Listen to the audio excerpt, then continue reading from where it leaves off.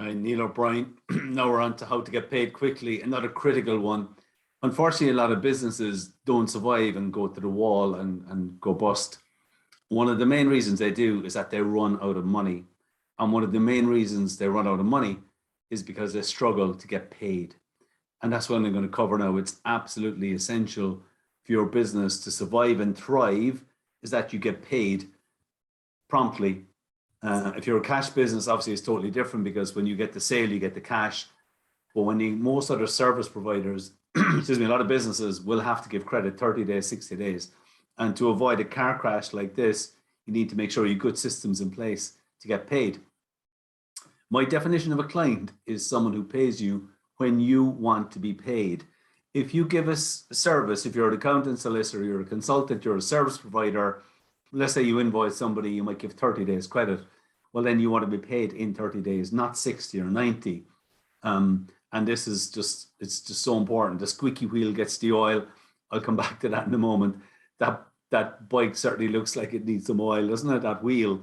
And squeaky wheel, persistent action on your part will make sure you're getting your money in as soon as possible. And I'm going to come back to this point in a moment. Squeaky wheel is a great way to summarize the having good systems in place because it's persistent, it's squeaky, and it gets the oil. And in your case, being squeaky around chasing money that's owed to you will make sure you get paid quicker than other people, which is what you want. So, okay.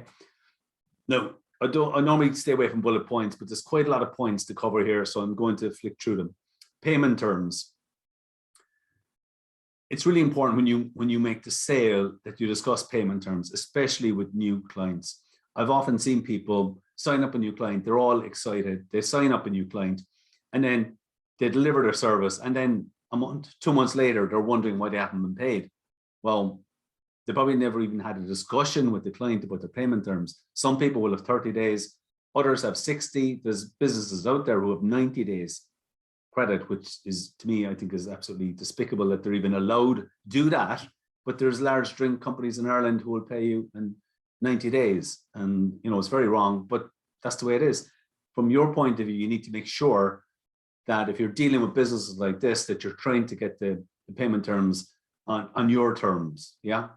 And even if a company normally pays in 60 days, it doesn't mean you can't go and try and negotiate quicker terms, 30 days. It can be done. New clients paid up front. If you've got a new client, you've no idea who they are, you've no credit history with them. You don't know what they're like. I mean, why are they coming to you? Have they left a trail of debt behind them with other businesses?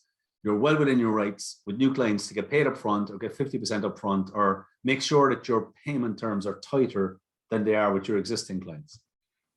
Send invoices promptly. I've often seen business owners who are so busy, they deliver their service, a product, and then they're so busy, they don't send the invoices for 3-4 weeks. Now, what you need to realize is that if your client is taking 30 days to pay you, their clock might only start when they get the invoice. If you delay 3 or 4 weeks to send it, then you're probably waiting another 30 days after that to get paid. You know, what I see with people who are struggling with cash flow and are owed a lot of money, quite often, it's because they're not doing everything they can themselves internally to help the situation. It's the most common thing I see. Credit control, again, a system in place. You want a system where the invoices go out in time. A statement is a reminder to your clients that the money is owed. A credit controller, then somebody to get on the phone and chase the money may be necessary for certain sectors to make sure you get paid as quickly as possible, because some people will just delay it as long as possible. They won't pay you until they get 3 statements and 5 phone calls. That's the way some people are. Aged Receivables Report. This is a report. It lists all the money you're owed, and it lists it by how much is invoiced in the last month, 30 days, 60, 90, 90 plus. It's not unusual to see a business that's owed, say, 85,000 and 50,000 or more could be owed from 90 days plus. That means it's over 3 months old. That is not a good situation, because the longer money is owed to you, the less likely you are to collect it. So an Aged Receivables Report is a key report for you or whoever's doing it internally. If you have a credit controller coming in a day a week or something, could be very advisable to keep on top of your money coming in. I've worked quite closely with a number of credit controllers over the years, and the ones I've seen who get the best results are firm, friendly, fair, and persistent. And this is where the squeaky wheel gets the oil, okay? Because they will be on the phone to your clients when the money is owed. If you give 30 days credit, they will be on to them just before the 30 days, maybe email them a statement, possibly make a phone call.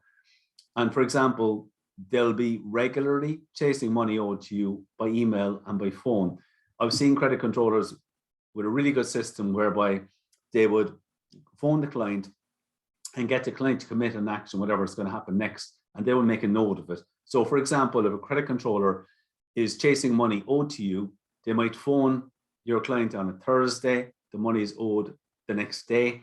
The client might say, we're doing a check run, or we're going to process payments online. You should have the money by Monday.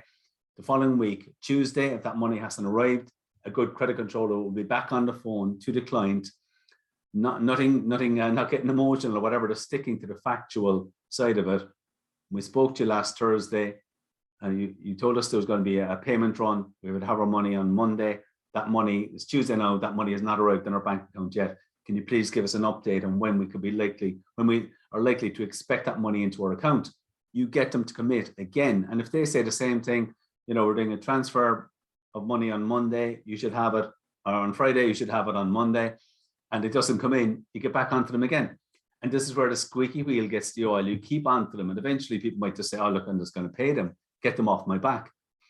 You could say you shouldn't have to do it. I would agree, you shouldn't have to, but this is my experience of dealing with people. You can put people in different categories. Some people will always pay you on time. Some people will pay you a week late. Some people will pay you a month late. Others will pay you 3 months late. And there's others who unfortunately will never pay you. And that's the reality of the business world anyway, from my experience. Automated statements, a lot of account software now can send out automated statements. So if you can send it out 2 days before your money is due, if the check hasn't come in and been processed, say by the following Friday, it can send another reminder, which can all help. Credit limit. This is where you put a limit on how much somebody can have on their account with you. I remember I was working with a wholesaler once. They were supplying menswear shops. And what I noticed is that I was looking at their age debtors, and some clients were ordering €1,000 in January. They were coming back in February ordering a similar amount, March ordering a similar amount. They'd obviously sold, the January clothes were sold. They had the money in their bank account. They were coming back ordering the same in February, selling it, coming back ordering more in March. So what I suggested he do is put a credit limit on those accounts for the amount people were ordering on a monthly basis. And we did that. So what happened the next time that client came along, they owed €1,000. They were trying to order more. Credit limit was on the account. And you'd be saying to them something like, look, we put in a new credit limit system. There's €1,000 owed on your account. That's the limit.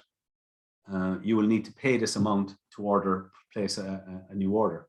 And that worked really well with that particular business. You can block the account. Not that common, but like the example I just gave you, somebody owes you money. They keep coming back ordering more and more. Well, why should you not be paid?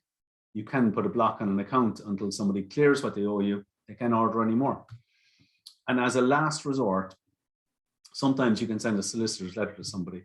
So your money could be owed 6 months, 9 months. Maybe somebody is not responding to emails or phone calls. They're blanking, ghosting you, whatever term you want to use. I remember one case with a printer. There was 12 people owed them money. We sent out 12 letters, solicitor's letters, and within a week, 7 of those people had paid. So obviously they got spooked by the solicitor's letter. That can work well. Okay, your actions, I would say, make sure you have a credit control system in place that you or somebody in-house is managing, or you may have somebody coming in a day a week to help you manage it, or whatever time you need.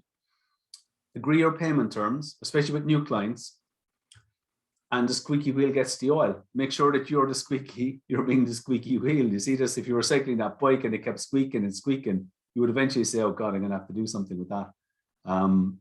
So important to keep on top of the money that's owed to you, to make sure your bank account stays healthy, that you can pay your bills and pay yourself and keep a healthy business and sustain it into the future. Okay, thanks for listening.